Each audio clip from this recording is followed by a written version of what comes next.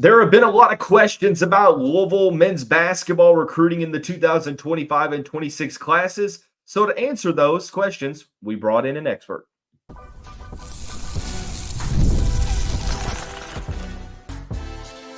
You are Locked On Louisville, your daily podcast on the Louisville Cardinals. Part of the Locked On Podcast Network, your team every day.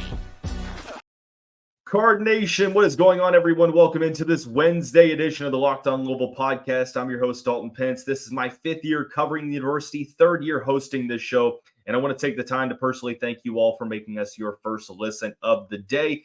Guys, today's episode of the show brought to you by Game Time. Download the Game Time app, create an account, use the code LOCKEDONCollege for $20 off of your first purchase. Terms apply. You all been asking me a lot about Louisville men's basketball recruiting. Well, what better way to discuss some Cardinals recruiting than bringing in the national basketball reporter for On3's Sports and On3's Sports Recruiting, Joe Tipton, to answer some of those questions. Joe, welcome to the show, man. Dalton, appreciate you having me. Happy to be here. Yeah, man. There's been a lot of, I won't necessarily say concerns, but over the past couple of years has left this fan base jaded with recruiting. So I want to offer a little bit of clarity or even a little bit of insight into some of the recruiting sagas for guys like Mikel Brown Jr., Tyran Stokes, and much more. But we'll sort of start out from a general perspective on Pat Kelsey and the way he started out recruiting here at Louisville. Joe, kind of fill me in when you saw that the Cardinals were hiring this coach from the College of Charleston. What were your initial thoughts? My initial thoughts at first when I heard the news was I was a little surprised because I thought Louisville was going to hire Dusty May, and I think that was also a rumor that was going around. So when I heard that there was a last-second switcheroo or whatever game was played behind the scenes there, I was like, oh, it's Pat Kelsey? I thought it was Dusty May. But, I mean, I love the joke that Kelsey made, like I wasn't my wife's first choice either, like whatever comment he made. I thought that was great just to kind of loosen up the fan base, because I know it's not kind of initially who they wanted. They might have wanted a bigger name, someone with a bit more of a resume. But overall, I do still really like the hire. I think he's had a lot of success at his previous stops, obviously coming over from colleges Charleston. And I think he is a guy that kind of fits the mold of where the NCAA and college basketball is today with NIL and the transfer portal. And he's young and he's energetic. And he seems ready to kind of tackle and he's motivated to do this job. So I like the hire. Yeah, I mean, look, it felt like this program has suffered from a ton of apathy, and there's just not been a lot of juice over the past couple of years. And Kelsey, revitalized that, level of energy right away. And he's, Pat Kelsey just gets it is a phrase that a lot of people have been uttering. But Louisville fans want results. They want good recruiting, and they want wins on the court. And the wins on the court are, to be seen. But he's had an opportunity to recruit. He put together a really good class in the portal. But high school recruiting, what he's done, that's been very different than what we're used to. I know that NIL changes the game a little bit, but I can't remember a cycle where Louisville was involved in getting visits from this many five-star recruits. What's been your first impression of Kelsey's ability to, recruit, a higher echelon of players, so to speak? Yeah, it's not too surprising to see them get involved with a lot of these five-star, top 25 level players. I think the Louisville brand kind of speaks for itself. I think high school players have always known about the Louisville. Obviously, it's been a down couple of years, but hopefully Pat Kelsey is able to revitalize them. So I think they've always high school recruiting, or these high school recruits have always looked at Louisville and, been aware that this is a, a big time program with a lot of tradition. But I think it's going to be also one of those cases where the recruits and their families, yes, they're being recruited by Louisville, and yes, they're going on visits to Louisville, but they also want to see, okay, we're in a different era now. KP is out, PK is in, but we need to still see wins. Right. So I think that might be something, one of the reasons why there's been not a player hasn't signed up to play for Louisville yet in this class of 2025. They just really need to see, hey, what does the on-court product look like other programs have been able to, show that with, some of the schools that picked up other players that Louisville was going after.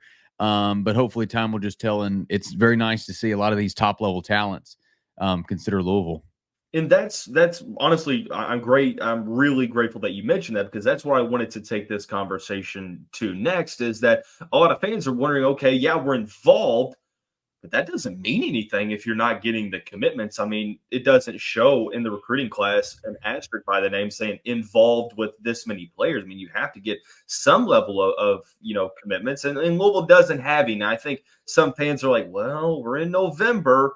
Why is he not getting commits? And I wondered, does it have something to do? And Louisville's been negatively recruited against for, the past decade, with the scandals and the lack of success. And I not only would imagine that, yeah, we need to see the wins, we also have to see Pat Kelsey's system, because it's still unorthodox. Like, I know Alabama runs it to a T, but to implement it in the Power Five, you just don't see it often. So I think that could also be one of the reasons why, recruits are a little hesitant at this moment. Yeah, and I think it's one of those things that just takes time. It might take a little time to buy in. Obviously, one of the things that is immediately attractive to players in this day and age is NIL, and Louisville has it. You can tell by the players that they brought in there. These players aren't signing up to play for free. College basketball, these guys, you don't sign up to play without getting paid nowadays. So I think that is one thing that Louisville has that's going great in its direction, is that money is attractive. Now, of course, we're not just, it's not being sold the program, hey, come here and make money, but it's come here, make money, bring Louisville basketball back, create a winning environment, and then hopefully play professional basketball, right? Compete for a national title, all the things. But obviously you see with a lot of these teams that have success, it comes down to like who has NIL, and programs that don't have NIL, you're not really going to have many recruiting wins. So I think once you combine the NIL offerings that Louisville can offer, combined with the on-court success that hopefully they'll have this year, then there'll be a lot more optimism from fans when it comes to just recruitments and commitments and all the things. Before we get into the specifics of some of the recruitments in the 25 and 26 classes, I'm curious on, your thoughts on how quickly and seemingly well Pat Kelsey put together this portal class, because not only is it challenging to, turn over a whole team, but it's especially challenging when you get hired in early April and you're already behind in the portal, and you have to basically – I find it very impressive that he was able to sell his vision to a pretty good roster full of players. Yeah, I think that's a lot of that is just his personality. Yeah. Like, if you meet him, you see it in his presence and you feel it in his voice. Like his Twitter videos that he posts, like hyping up the fan base. Imagine that being at the receiving end if you're a recruit and you're in the portal and you're sitting there across from him at his desk, and you're at a strong tradition program like Louisville. So it doesn't surprise me personally to see how he was able to quickly build a team in the portal, just because of kind of who he is and how he can sell his program so well, just with his high energy and just kind of the personality that he has, paired with the brand of Louisville and the NIL opportunities as well. Mm-hmm. Now, I'm not naive enough to know that you all likely tuned into this show to hear what Joe has to say about some certain recruits that Louisville is going after. One of those in particular, Mikel Brown Jr., might be the top prospect on Louisville's board at this moment. We'll discuss that recruitment when we come back on this episode of the Locked On Louisville podcast. And Card fans, today's show also brought to you by Hims. Your sex life is important, but your schedule is busy. You don't have the time to go to a doctor's office to get treated for ED. Through Hims, you can get a personalized ED treatment without stepping foot outside of your door. Start your free online visit today at hims.com/lockedon. That's HIMS.com/lockedon. For your personalized ED treatment options, hims.com/lockedon. The products mentioned are chewable, compounded products which are not approved and or verified for safety or effectiveness by the FDA. Prescriptions require an online consultation with the healthcare provider who will determine if appropriate. Restrictions apply. See website for details and important safety information. Subscription required. Price varies based on product and subscription plan. And Cardinal fans, while I have you here, I want to tell you about our friends and one of the title sponsors of the show, FanDuel. Louisville was an 18.5-point favorite over Morehead State on Monday night. It felt really low. I told you all this, and Louisville ends up winning by 45. Now, I'm not saying that you should get all of your betting advice from me, but what you should do is check out the opportunities at FanDuel. New customers can bet $5 and get $150 in bonus bets. If you win, you'll get started with $150 if you win. That's FanDuel.com. Never waste a hunch. Make every moment more with FanDuel, an official sportsbook partner of the NFL. And back on this Wednesday edition of the show with national basketball reporter for On3 and On3 Recruiting, Joe Tipton. Joe, a lot of Louisville fans feel like there's a lack of information out there, and it might be the fan base is jaded from just not hearing anything in the KP era for high school recruiting outside of Dennis Evans and Trenton Flowers. But Louisville has been missing on some players. By process of elimination, it seems like one of the top prospects on their board right now is five-star point guard Mikel Brown Jr. What can you tell me about where we currently stand, overall in that recruitment? Yeah, so in speaking with sources, I think there's two programs that have the most momentum for Mikel Brown as of this current time, and that is Louisville and Alabama.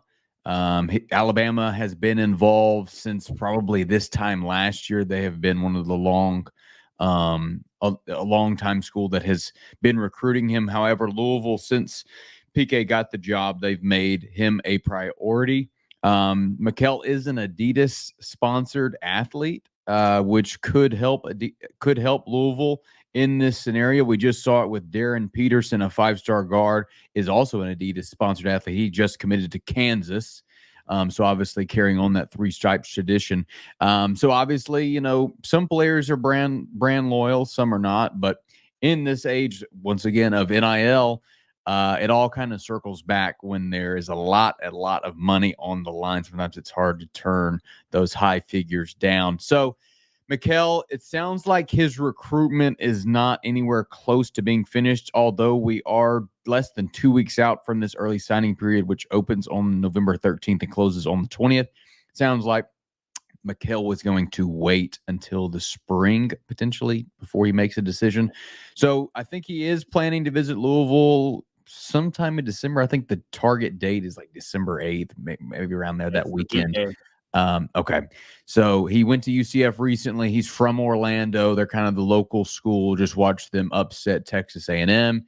Got a few other schools on his list. Ole Miss is recruiting him, Indiana, a few other programs. But in my sources, it sounds like right now that Louisville and Alabama are kind of the two leaders in the clubhouse.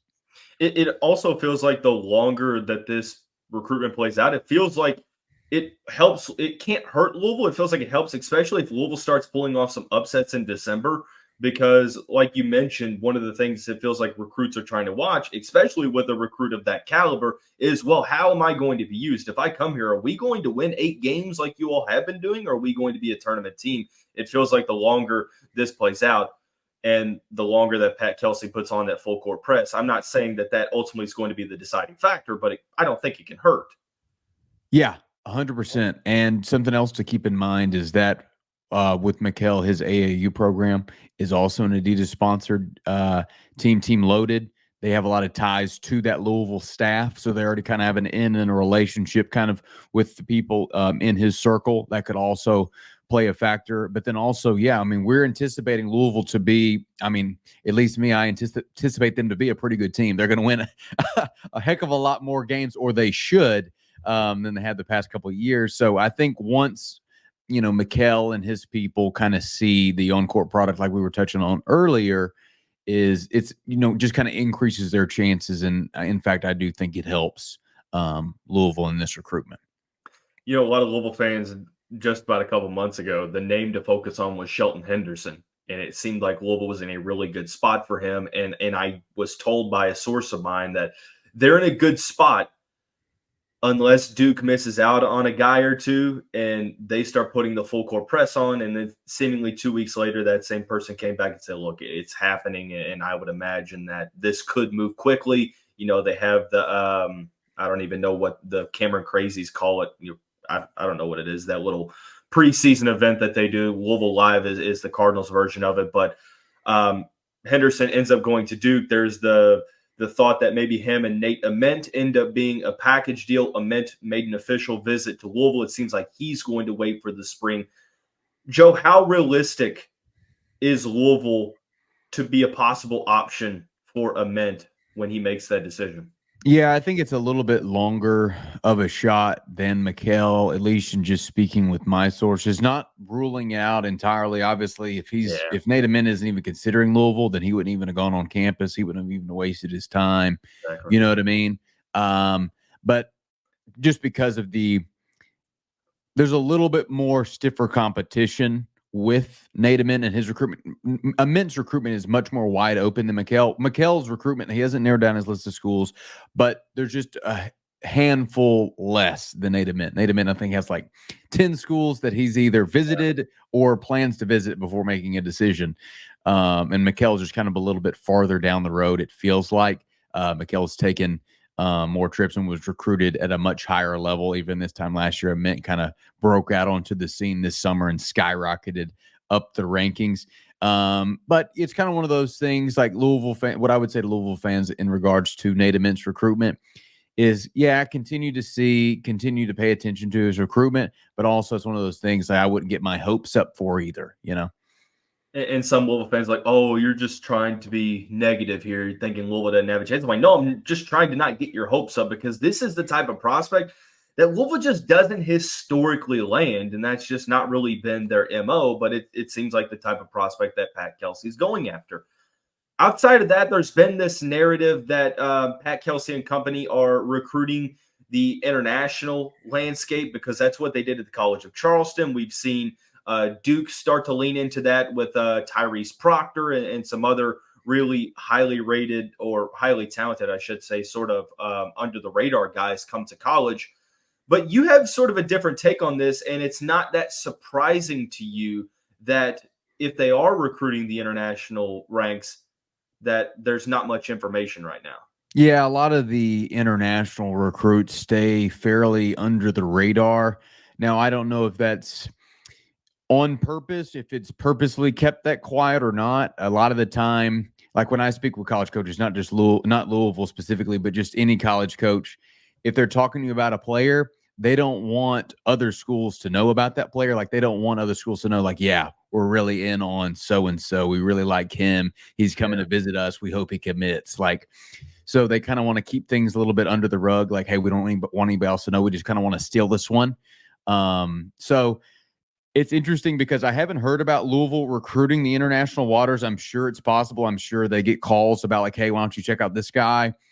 Mm-hmm. Plenty of programs are doing it nowadays. Like you touched on, Gonzaga and Arizona are two schools that have been doing it for years and years. And now a lot of other schools are kind of catching up to that same theme. I think Oklahoma is getting an international guy. Michigan's getting an international guy. Even UConn has landed an international prospect as well. But it is one of those things it's much harder to keep track of because unless a player comes on campus, let's say for this example, at Louisville, then there's really not a whole lot of talk about those international foreign prospects. And I wonder because at this point, they're really now, not to say that this is the case, but right now it feels like Louisville has missed on a lot of the highly rated guys that they were going after. And Mikel is one of the only ones that we know about at this moment. Are there any other names that you're hearing associated with Louisville, but do you think that this also could be a situation where if they do miss out on Brown, do they go portal heavy, for the predominant portion of the roster, or how do you think that they kind of fill out the 2025 efforts?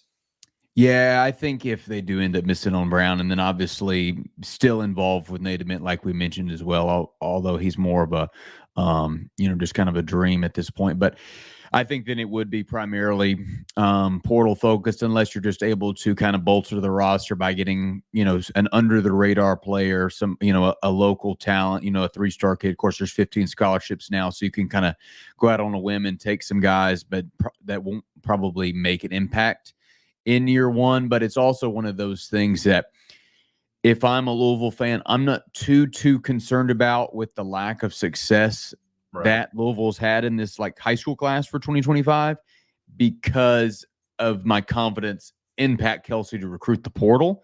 And I know you want to build, continuity and a sort of culture where guys stay for 2 or 3 years.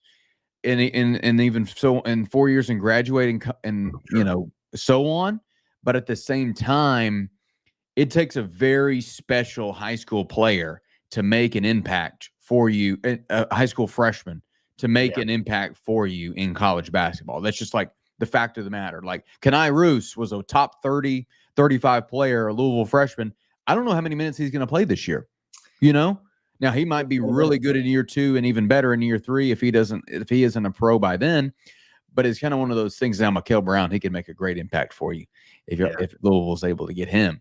But it's kind of one of those things. Like I'm not really sweating if I'm Louisville staff or their fan base about the lack of this success on the high school recruiting trail. And that's kind of where I'm at. If you're giving me the option to where, you can have a class of 3 dudes and it's one of them's Brown and 2 international, I'm like, oh, please sign me up every day of the week, because that'd be a really solid start. I think a lot of people are focusing to the 2026 class. And there's a lot of names that have surfaced that Louisville is, in connection with. One of those is local 502 native Tyran Stokes, one of the best players, if not the best player in the country. We'll discuss where that recruitment stands on the next segment of Locked On Louisville. Card fans, right now, I know you're celebrating that big win over Clemson, the Tennessee basketball game coming up soon. If you plan on tailgating, make sure you also utilize Z-Biotic. Z-Biotic's pre-alcohol probiotic drink is the world's first genetically engineered probiotic. It was invented by scientists to tackle rough mornings after drinking. It is the toxic byproduct in the gut, not dehydration, that's to blame for your next rough day. Pre-alcohol produces an enzyme to break this byproduct down. Here's how it works. Step 1, drink pre-alcohol. Step 2, drink responsibly. Step 3, enjoy tomorrow. Go to zbiotics.com/LockedOnCollege to learn more and get 15% off your first order when you use Locked On College at checkout. Z-Biotics is backed with a 100% money-back guarantee, so if you're unsatisfied for any reason, they'll refund your money. No questions asked. Remember to head to zbiotics.com/LockedOnCollege and use the code Locked On College at checkout for 15% off. And finally, I want to take this time to tell you about our title sponsor of the show, Game Time. Look, the Tennessee matchup, there's going to be a lot of people there, guys.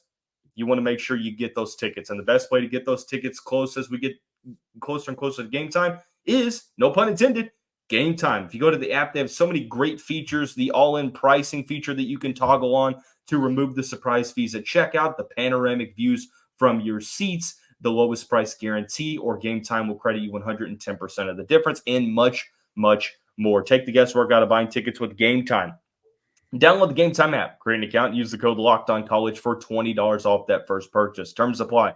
Again, create an account, use the code LOCKEDONCollege for $20 off. Download Game Time today. What time is it? Game day. And breezing through this Wednesday edition of the show with national basketball reporter for On3 Sports and On3 Recruiting, Joe Tipton. Joe, a lot of fans have already began talking about Tyran Stokes. I went on this show a couple months ago for the record, and I said that this has the potential to be the most important recruitment in Louisville history for a couple reasons. Where does Louisville stand in the Stokes recruitment on November 6, 2024? Yeah, I think it's really early in Tyran's recruitment. I think Louisville's the only visit he's been on, at least the only official visit. And I think it's only right that he goes back home to his hometown of Louisville to make his first official visit to the Cards. Few other schools that are involved in his recruitment are Kentucky, UNC, Michigan, Arkansas. He's got offers from basically everywhere. Could probably go almost anywhere in the country if he chooses. I think it is positive that he did decide to go to Louisville for his first official visit, especially as a junior. Not a lot of recruits are going on official visits as juniors. Louisville's had a couple come in, but typically they wait until their senior year before making a lot of those trips. Tyran has also been rumored to be a reclass candidate, meaning he could bypass the senior year and move into Louisville's 2025 or whichever school he ends up recruiting class.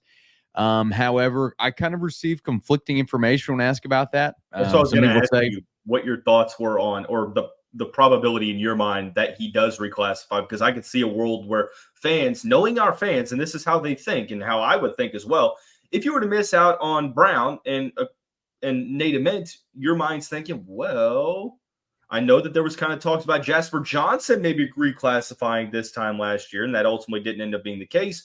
What are the chances that Stokes ends up doing it, because, he's dominating as a sophomore in high school? Yeah, I think it's one of those things that's to be determined. Obviously, if Tyran were to reclass, he would be in the same class as his former teammate AJ DeBonsa, the number 1 ranked player in 2025. I think Tyran's goal is to be the number 1 pick. In him going up against AJ DeBonsa, it gets a little dicey. Like, is Tyran the better prospect over AJ? You could make that argument. But it's also one of those things. If I would need to research Tyran's age to see if he would still be NBA draft eligible if he were to reclass. So that's something I would need to look into. But to me, if Tyran were to make the decision to reclassify, I think he's ready to make the move. Like, I think he is a guy that will, like, whether he stays in 2026 or makes the move to 2025, it's not one of those players that I'm worried about reclassifying. Like some players in the past, you're like, oh, are you ready to reclass? But like, you watch a game of Tyran play and you're like, oh man, this guy's ready now. Like, this guy was ready last year. So it would be just one of those things, what him and his family decide to be best. But I know Louisville fans are obviously, very hopeful that they get him, but then also that he comes a year early. But I think if he were to reclass, we wouldn't know a decision on that front until after the AAU season next year. So like in July of next year, a couple of months before the season were to tip off, that would be probably, the rumors will swirl before then, of course, but I think that's kind of when a final decision would be getting closer. It sort of, parallels the timelines of like international commitments. Is like, you don't know about them until they're like about ready to happen, usually with like reclassifications. And I know it's different depending on what school you go to and prep school and stuff like that. Every school district is different in terms of the credits that you have to have. And it's really, really complex. So it's not just like a straightforward answer, because he might want to, but might not be able to.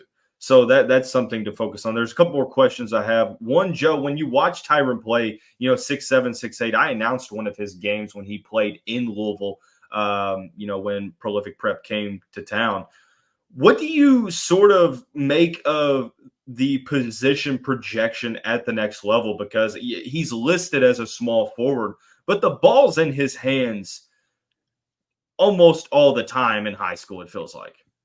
Yeah, he's one of those players that is perfect for the NBA because he can play positionless basketball. Exactly. Like, he's got the build of a power forward with his strength and just size, but then he's got the explosiveness of a high flying guard and a quick first step and a phenomenal passing ability, a playmaking ability. He's unselfish, but he can also get his at the same time. He's a pretty good shooter too. That's an aspect of his game that's really improved as well, especially his 3-point shot. So he's extremely well-rounded. I think when you watched him play maybe 1 or 2 years ago, I heard a lot of people like drawing comparisons to him and like being like a Zion Williamson-esque player, just in terms of his frame, physicality, and just Tyran is a very explosive athlete. I mean, he's a high flyer. But then kind of Tyran hasn't necessarily, he's expanded his game beyond that. and is like with his shot making ability and passing and ability to just impact winning on both ends of the court. So he's a player that can really do just about anything for you. Mm-hmm. Last question I have, and you can answer this any way you want. I don't want to get you in trouble, but I kind of want to get a little bit of insight. There's the NIL number with AJ DeBanso was it was up there. Let's just put it that way. You know, obviously the rumors about Danny Ainge pitching in, and you know we hear from like Dave Portnoy with Michigan and what he's willing to put in for Bryce Underwood to flip from LSU. I guess the question that I'm asking is are some of these asking prices that are being quote unquote rumored for these top 5, top 10 players, is it sort of matching reality, or are we a little bit far-fetched here? It depends on the situation. There's plenty of, numbers that you hear thrown out, and they're complete lies coming from agents wanting more money or college programs that are acting like they have it when they don't. So it really just depends. With AJ's situation specifically, I personally haven't been told a number like, hey, this is what this school has offered him versus that school has offered him. I know that he's not going to be worried about money, and that he's probably, even regardless of the college collective deal that he'll get with like Red Bull and him being a Nike athlete, he's probably going to, if he's not a millionaire already, he will be before he steps foot on campus. But yeah, some of these, I mean, even the reported numbers that we saw in the portal, Illinois transfer Coleman Hawkins getting a reported $2 million deal per Shams Charania to go to Kansas State. Great Osabor, a transfer from Utah State following his coach to Washington. I think that was another $2 million deal. So there are reporters reporting this information, hopefully verifying the number is accurate via a NIL contract or something similar.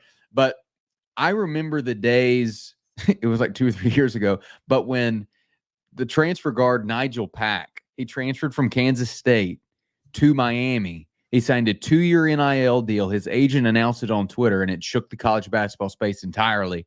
It was for 2 years, $800,000, so $400,000 a year. Now there are high school players that are ranked 50th in the country making that type of money. So these top 10 players, like these 5-star recruits, they're getting offered at a minimum of $1 million for 1 year. These are 18-year-old players who haven't even played a second of a college game. And then the transfers demanding, 6, 7, $1 million plus dollars. Very happy for the athlete that they're able to make this life-changing money. Mm-hmm. But at the same time, I'm like in shock that it's like, in a way, like we have inflation in our everyday lives, but then there's also been inflation in like NIL with college, with these players, because the prices, like even this offseason during the transfer portal, those prices for like a high quality mid-major point guard that averaged 15 a game in the Southland, maybe that was $200,000 2 years ago. This past year, it's doubled to $400,000. So the prices just keep going up, even for the high school players. So it's like it reaches one of those things like, when is this thing just going to pop? What's the ceiling? How high is too high? And it's almost like, I hate to say it without joking, but not. It's almost like a collective bargaining. Something is like down the pipeline, because at some point this thing has to have some sort of a structure, because it can't go on forever before it hits a ceiling, because at some point college programs are gonna be like, okay, yeah, that's too much. Yeah, I think revenue sharing, that's coming down the pipe soon. I think that'll change a lot of the dynamic with NIL and when it pertains to that. But thankfully, people much smarter than I get to make those decisions. I just kind of sit back and enjoy the show. Yeah. No, that's definitely for certain. Well, Joe, thank you for all the information. For those wanting to find Joe's work, go to On3.com. Also, at Tipton Edits is his Twitter handle. If you need to know about any college basketball recruitment, commitment getting broken, there's a chance that Joe's already on it. He's probably tweeted out 3 commitments while we've been on the ad reads as we speak. But that is going to wrap up this Wednesday edition of the show. Everyone have a great day. We'll see you right back here tomorrow.